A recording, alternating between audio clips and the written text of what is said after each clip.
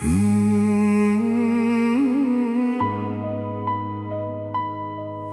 bolaligim, agar eshitayotgan bo'lsang, men hali ham shu yerdaman, faqat sen yo'qsan. Kechachan ko'chalarda yugurib yurgan bola edim. Bugun esa vaqt bilan poyga qilayotgan odamman. Kecha yiqilsam kulib turar edim, bugun kulsam ham ichimda nimadir singan. Mahallamiz kichkina edi, lekin orzularimiz osmondan katta edi. Cho'ntagimiz bo'sh edi, lekin yuragimiz to'la edi.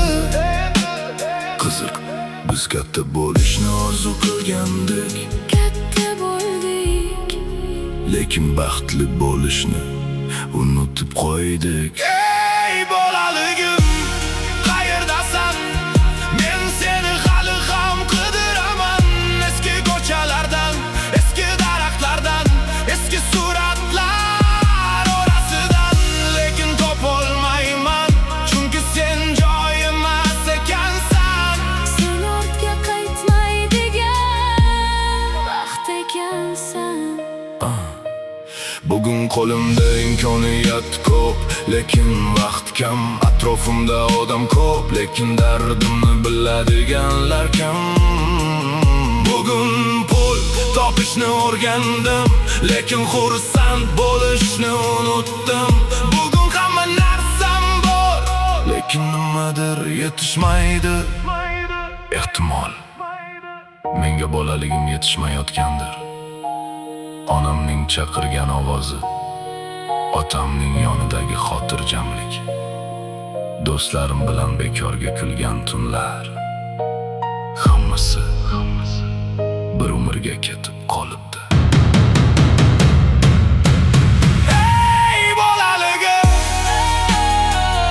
agar qayta olsam seni, hech qachon katta bo'lishga shoshilmasdim. Hech qachon vaqtni behuda sarflamasdim. Hech qachon keyin gaplashamiz Demasdim yaqinlarimga, chunki endi bildim, eng qimmat narsalar sotilmas ekan eng go'zal davrlar qaytmas ekan. va eng og'riqli sog'inch Bolalik ekan.